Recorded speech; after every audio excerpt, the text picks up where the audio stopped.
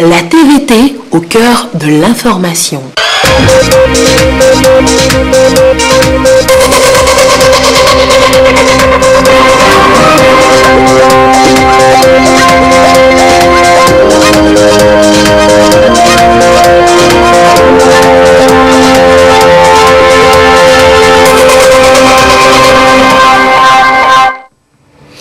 Madame, monsieur, bonsoir. Il est l'heure du journal sur la télévision togolaise, dont voici les titres.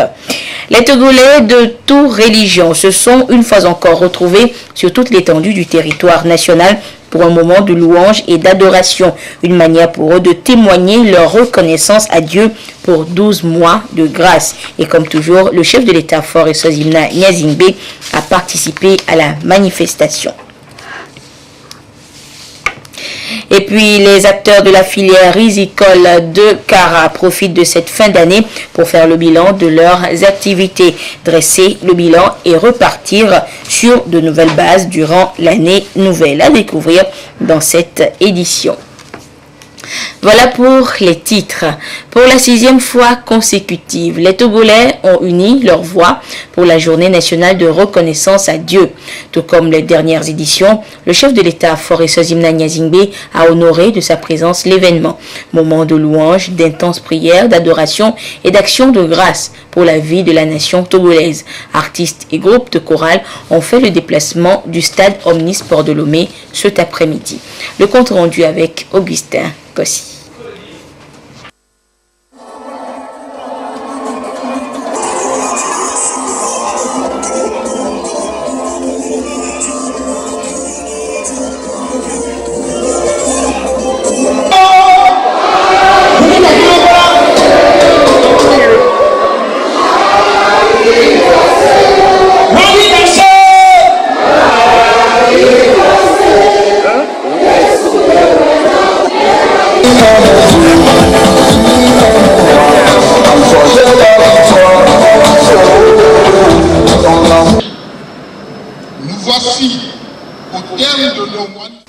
Voilà donc l'ambiance qui a régné cet après-midi du côté du stade municipal de Lomé. Nous reviendrons en détail sur cette journée, les détails donc de cette manifestation de la journée nationale de reconnaissance à Dieu dans le courant de cette édition. Le temps pour nos équipes de terminer le montage.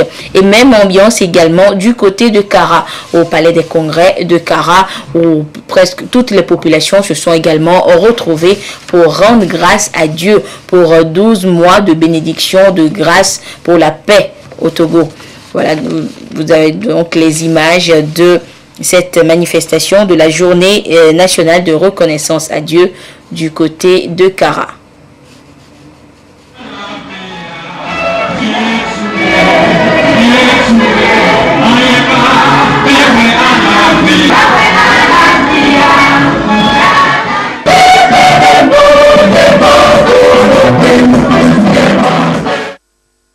Cette ambiance de reconnaissance à Dieu a régné un peu partout sur tout le territoire national ce dimanche dans presque toutes les préfectures et chefs-lieux de préfecture. Nous reviendrons en détail sur toutes ces manifestations, de certaines dans le courant de cette édition et d'autres dans nos prochaines éditions.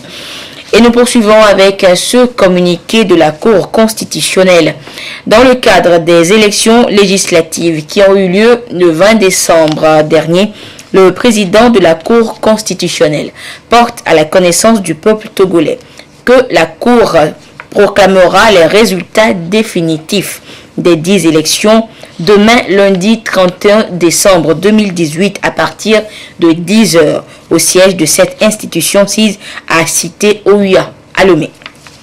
Et nous vous notons également que la proclamation de ces résultats sera retransmise en direct sur la télévision togolaise. Dans la dynamique de parvenir à une agriculture mécanisée au Togo, le gouvernement a entrepris des actions concrètes dans le secteur agricole. On notera le lancement en 2015 du projet qui consiste à équiper les groupements d'agriculteurs de moissonneuses batteuses. Aujourd'hui, ce projet contribue activement à l'amélioration des conditions de travail des paysans. Ce soir, nous vous proposons de vous amener à la découverte d'un groupement de riziculteurs bénéficiaires de ce projet et c'est à Akramakou dans l'Oti. C'est un dossier signé Carmen Madji Akapo. Nous sommes à Akramakou dans la préfecture de l'Oti. Ici, la population est essentiellement agricole et le riz constitue la principale culture de ce village. Depuis 2015, le gouvernement a mis à la disposition des producteurs de cette localité qui se sont constitués en un groupement de 80 personnes, une moissonneuse batteuse. La machine est un grand sauveur pour nous, c'est pourquoi nous l'appelons combat. Il combat pour nous. La machine là, à part la pluie, c'est lui qui fait tout. S'il n'y a pas l'eau, on ne peut. Mais quand l'eau, on sait que ça va aller. Bien avant, je faisais seulement qu'un hectare. Avec le volet-séant et l'appui du gouvernement, donc cette année, j'ai pu même faire jusqu'à 6 hectares. Donc à cause de quoi la machine, si bien qu'avant là, on faisait avec les fossiles. Donc c'était pénible pour nous. Donc cette fois-ci, donc comme il a la machine en récolte, donc une seule jour, donc il peut faire même plus de 3 ou bien 4 hectares. Donc ça, autant nous remercie beaucoup vraiment. Le souci majeur du gouvernement togolais, c'est d'arriver à mécaniser et moderniser l'agriculture dans les zones rurales afin d'augmenter la productivité agricole tout en réduisant la pénibilité du travail aux producteurs.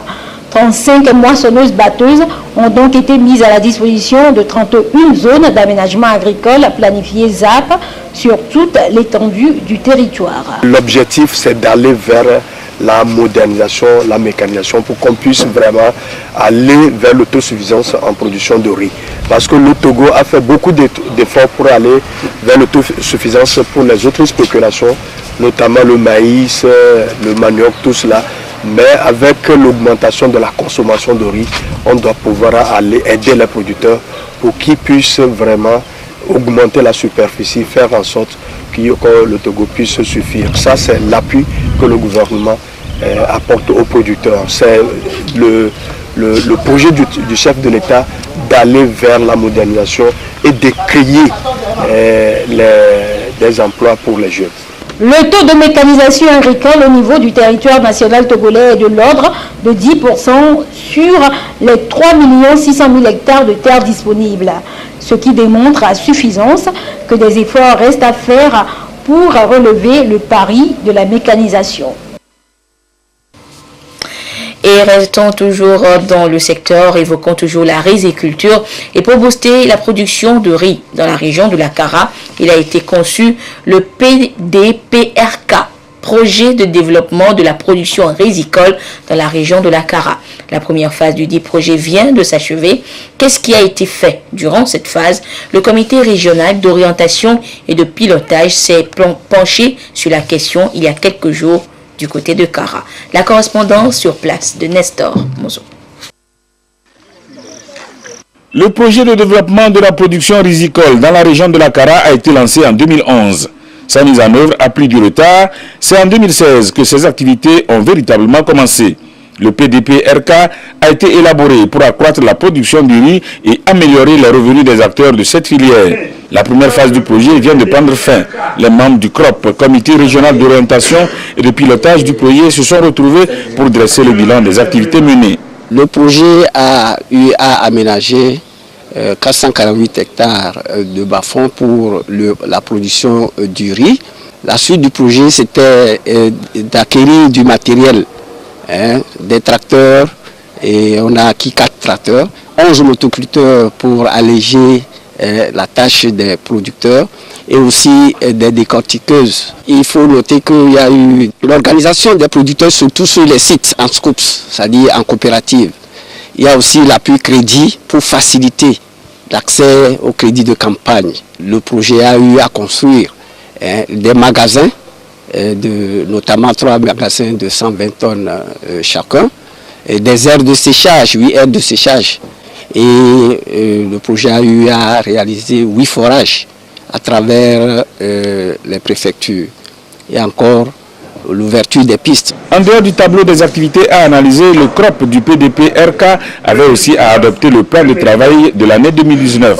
Le projet de développement de la production rizicole dans la région de la Kara est une initiative du gouvernement togolais soutenue par la Banque arabe pour le développement économique en Afrique, BADEA.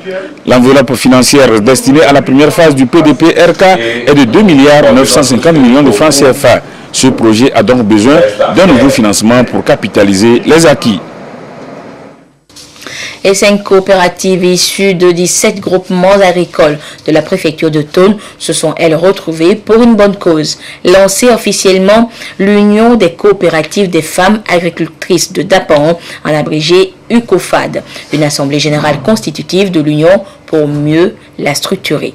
La correspondance de Désiré Aloy à présent. Des femmes membres de l'Union des coopératives de femmes agricultrices de Dapaon, UCOFAD, spécialisées dans l'agriculture, le commerce et la transformation. Elles trouvent l'utilité aujourd'hui de se mettre ensemble pour plus de dynamisme dans leur activité. Une assemblée générale constitutive pour passer en revue les tests et s'y a lieu leur amendement. 17 groupements ont formé les coopératives en 5 coopératives. Les 5 coopératives, il y a une coopérative qui est chargée pour le commerce des céréales. Il y a le stockage de soja, culture de maïs, culture de soja. Donc c'est les 5 coopératives qui ont formé l'UCOFAD, l'Union UCOFAD aujourd'hui. Vous savez que l'Union fait la force. Nous allons tous travailler en interne. Donc ceux qui cultivent le soja vont vendre à ceux qui sont des commerçantes. Celles qui font la transformation vont acheter auprès des agricultrices pour la transformation de soja. Donc nous demandons aux autres groupements qui ne se sont pas encore formés en groupement d'emboîter notre pas pour que la femme s'épanouisse. C'est une nécessité pour ces productrices de s'organiser davantage afin de renforcer leur crédibilité vis-à-vis des partenaires au développement. Objectif de l'UCOFAD, travailler à contribuer à appuyer la sécurité alimentaire. L'Union, née en août 2018, regroupe 5 groupements de production agricole dans les savanes. Un bureau sera mis sur pied à la fin des travaux pour coordonner un cadre bien structuré et promouvoir l'UCOFAD, donc les femmes. Et on évoque un bilan à présent, ce bilan satisfaisant pour le ministère du Développement à la base de l'artisanat, de la jeunesse et de l'emploi des jeunes pour le compte de cette année 2018. Les activités de ce département ont été axées essentiellement sur les projets et programmes pouvant offrir un minimum vital aux populations. On peut citer entre autres le projet d'appui au développement à la base PRADEB, le fonds d'appui aux initiatives économiques des jeunes Fayège, l'Agence nationale du volontariat, les programmes de cantines scolaires. À signaler également la poursuite de la construction ou la réhabilitation des infrastructures communautaires. Petit récapitulatif ce soir avec Dodo Waré. Durant l'année 2018, le ministère du Développement à la base, de l'artisanat, de la jeunesse et de l'emploi des jeunes a contribué à appuyer les initiatives devant assurer le mieux-être des populations togolaises. C'est à travers le projet d'appui au développement à la base PRADEB, le fonds d'appui aux initiatives économiques des jeunes Fayège, l'Agence nationale du volontariat ANVT. Des projets filets sociaux et services de base qui offrent des opportunités d'emploi aux couches juvéniles précaires ont été lancés, de même que le renforcement du programme de cantine scolaire qui a permis en 12 mois à 91 000 élèves de bénéficier d'un repas chaud chaque jour à l'école. À cela s'ajoute le renforcement des travaux à haute intensité de main-d'œuvre dans les différentes préfectures du pays. On note aussi la poursuite de la construction ou de la réhabilitation des infrastructures communautaires, des activités réalisées autour de plusieurs axes. Nous avons eu à renforcer les capacités d'environ 530 CDB, c'est-à-dire Comité de développement à la base. Nous avons eu également à les appuyer à élaborer les plans d'action de développement, et ceci dans 220 communautés, y compris les villages et les quartiers. Concernant l'appui à la mise en place des activités génératrices de revenus. Sur ce axe-là, nous avons renforcé les capacités des groupements de femmes et nous avons également mis en place 50 plateformes multifonctionnelles et également permis de signer certains accords pour hybrider les plateformes existantes. Nous avons appuyé 51 communautés à mettre en place des micro-projets. Dans ces micro-projets, nous citerons des infrastructures marchandes, les marchés. Nous avons les centres de formation, les bâtiments scolaires. Notre taux de réalisation, c'est autour de 96%. L'ambition est de permettre à toutes les populations d'avoir un minimum vital. En ce qui concerne le programme de la jeunesse et de l'emploi des jeunes, plus de 4000 jeunes volontaires d'engagement citoyen ont été déployés à travers le pays.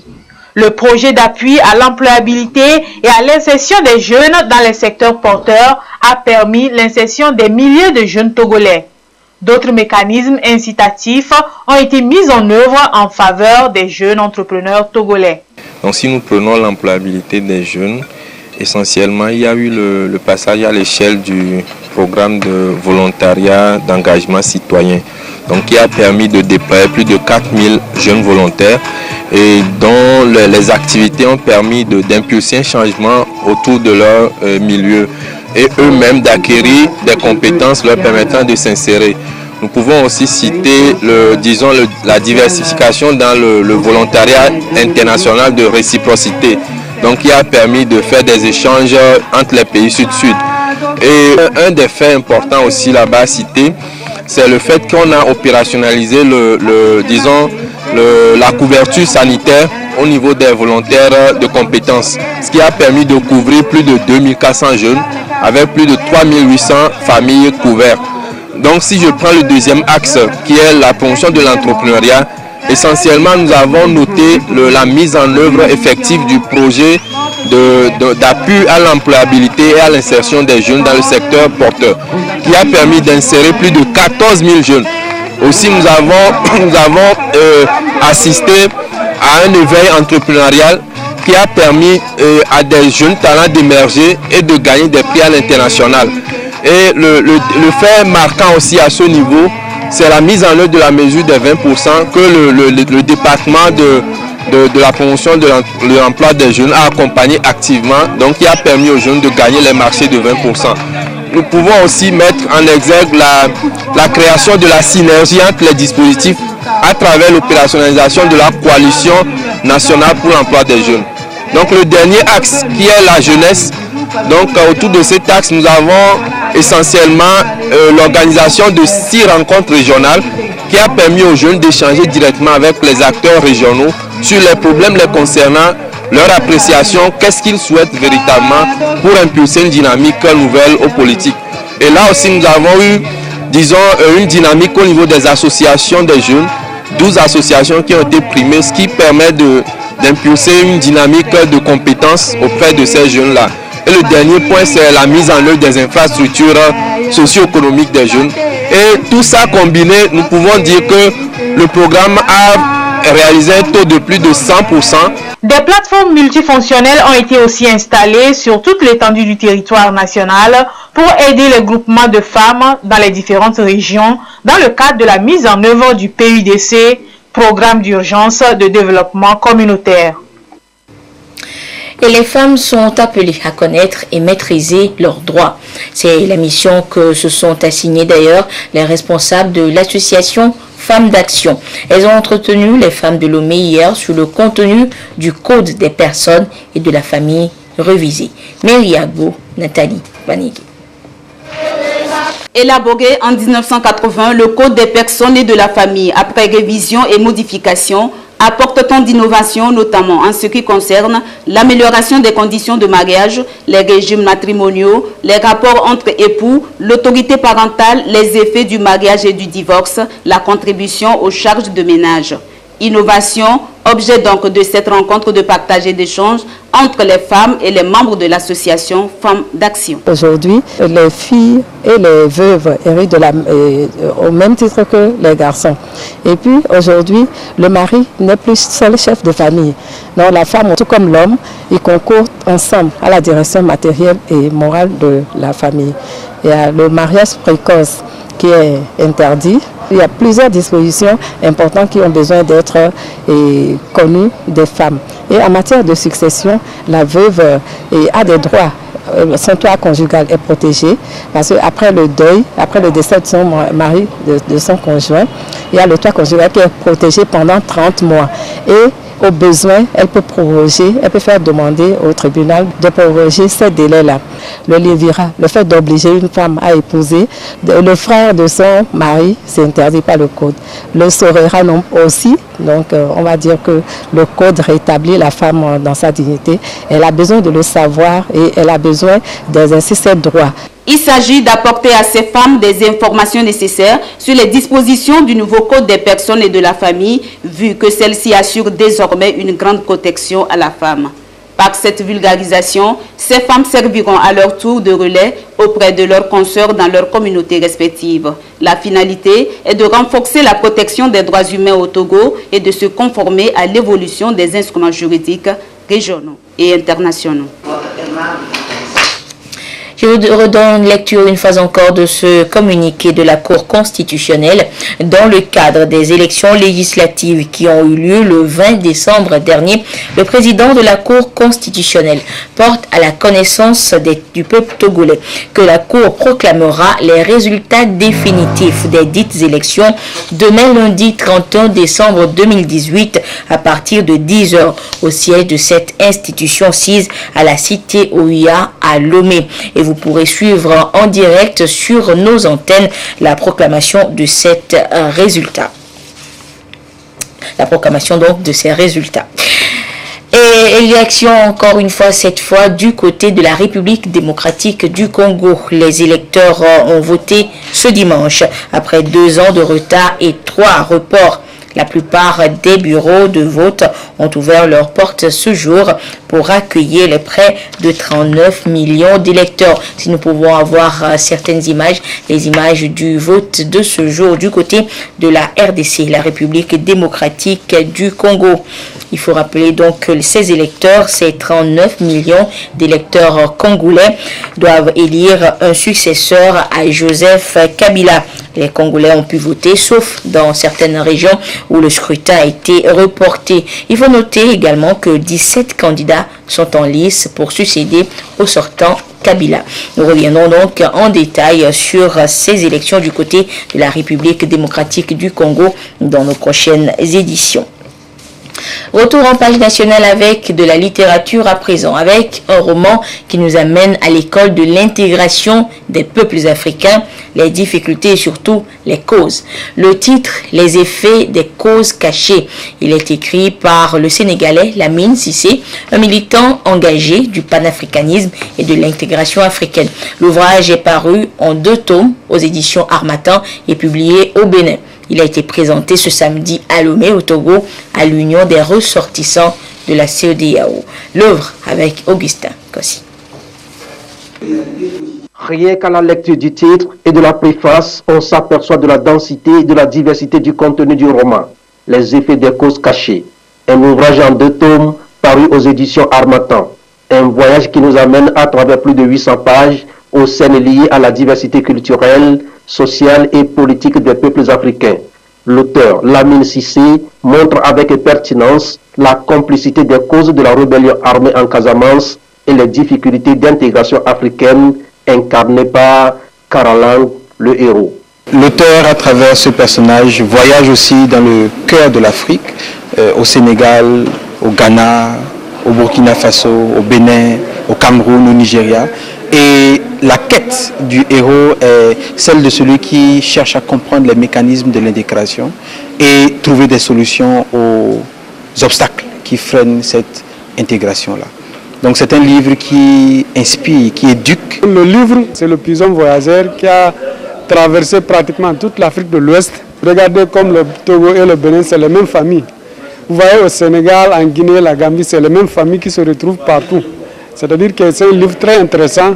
En parcourant les lignes, le lecteur est émerveillé par l'interaction, l'universel et le particulier, le dialogue interreligieux, la foi, la politique et l'intégration.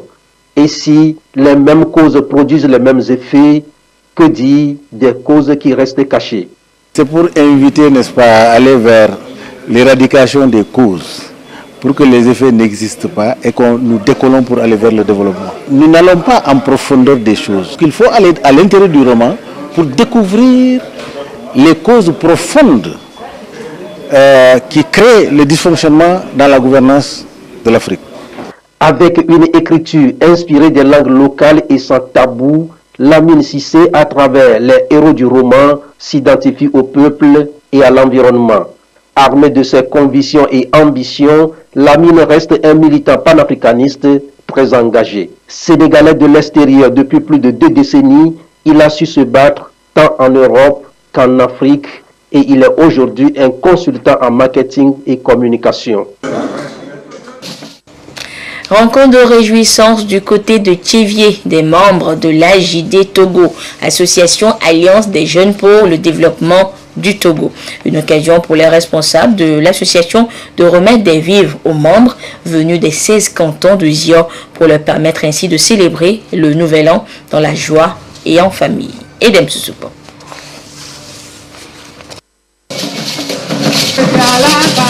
Rencontre familiale de fin d'année des membres de l'association des jeunes pour le développement du Togo, AJD Togo.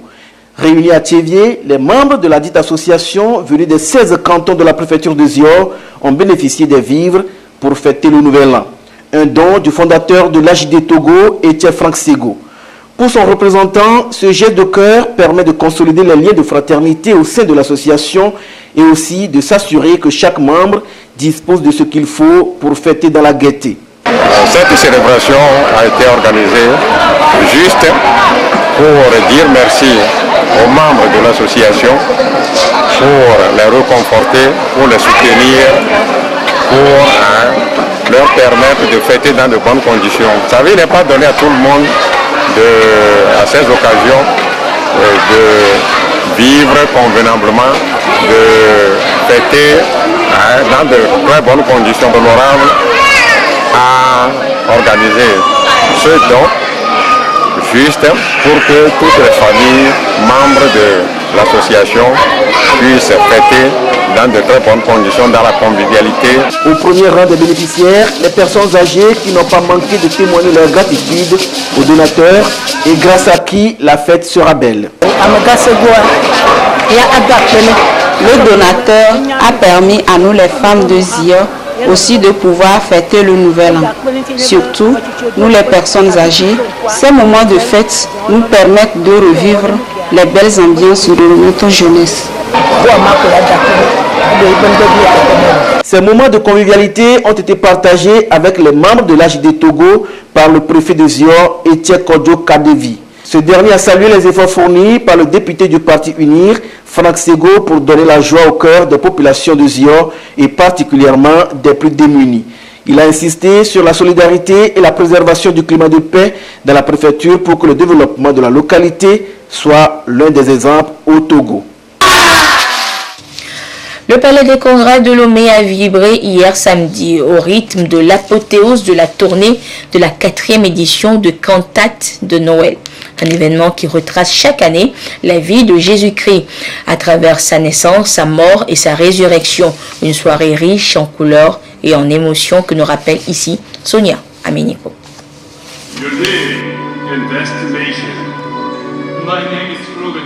Un plateau digne des films hollywoodiens, des acteurs arborant des costumes confectionnés pour la circonstance, le tout dans un décor féerique et multicolore. Cette scène retrace l'histoire de Jésus-Christ, sauveur de l'humanité, de l'annonce de sa conception à Marie par Élisabeth, en passant par sa naissance à la visite des rois mages. Une soirée riche en couleurs, en émotions et qui a séduit plus d'un.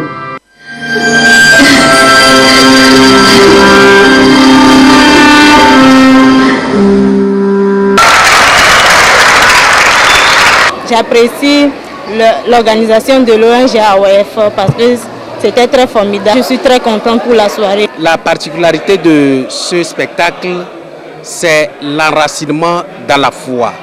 C'est la base même de l'Église.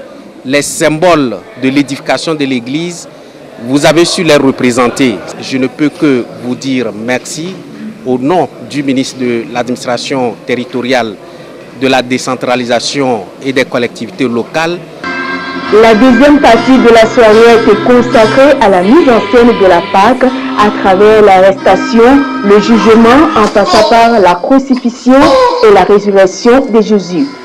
Un moment d'intense émotion par lequel les organisateurs ont bien voulu amener le public à tirer profit du fruit du salut, la justice de Dieu, afin d'œuvrer pour le développement de la nation.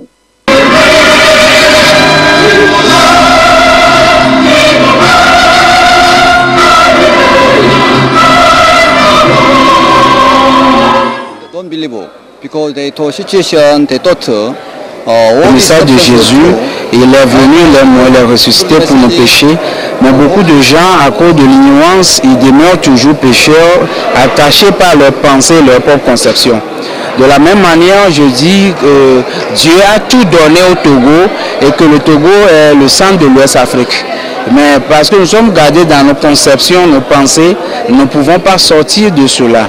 Je dis que si on sème l'espoir, on récolte l'espoir. Vous semez le désespoir, vous allez récolter le désespoir. Donc si je dis que le Togo est le centre de l'Ouest Afrique, ceux qui auront cette vision et ils vont le semer, ils peuvent aussi récolter cette vision. Cette soirée de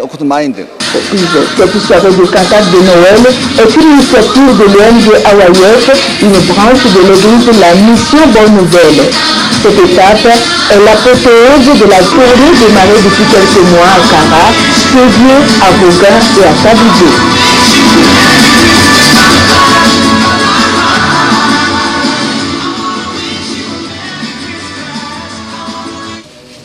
Et après la cantate de Noël, place au sport. Maintenant avec la clôture de la 6e édition du camp olympique de la jeunesse à Tapamé 2018. Et ce vendredi, et avec en apothéose les mini-jeux olympiques de la jeunesse. Voyons tout cela avec Laurent Roumavon. Démarré le 23 décembre 2018 à Tapamé, la 6e édition du camp olympique de la jeunesse a connu son apothéose vendredi dernier avec les mini-jeux olympiques. La centaine des estivants venus des régions maritimes et des plateaux ont d'abord été soumis à la transmission de la flamme olympique, son allumage, l'exécution de l'hymne et ensuite le serment des athlètes avant le début des compétitions. Au menu, les kits athlétiques, les démonstrations de volleyball, de badminton et du karaté. Le directeur de l'Académie nationale olympique se dit très satisfait du bon déroulement des activités. Je suis très heureux parce que ceux qui sont venus avec moi, les enseignants des écoles, les encadreurs, les techniciens des fédérations sportives, les animatrices, tout le monde s'est engagé d'une manière inespérée. Je demandais qu'ils s'engagent beaucoup mieux, mais la façon, ce que j'ai vu aujourd'hui, ça m'encourage et qu'on pourrait bien continuer dans de bonnes voies avec l'Olympisme en Afrique. L'association Mille Novici de Mulhouse en France, partenaire, a procédé à une remise de ballons aux établissements de la région des plateaux et en prépare à ce camp. À Tapamé 2018, s'en est allé, rendez-vous est pris pour la 7e édition à Sokodé. Et je vous le disais en début d'édition, pour la 6e fois consécutive, les Togolais ont uni leur voix en ce dimanche, ce 31 décembre, pour la journée de reconnaissance à Dieu. Et tout comme les dernières éditions, le chef de l'État fort et Sezim Nanya Zingbe a honoré de sa présence l'événement. Moment de louange, d'intenses prières, d'adoration et d'action de grâce pour la vie de la nation togolaise. Et pour cette année, les artistes et groupes de chorale ont fait le déplacement du stade municipal de Lomé, et c'était cet après-midi. Vous voyez donc là les images donc de cette manifestation cet après-midi.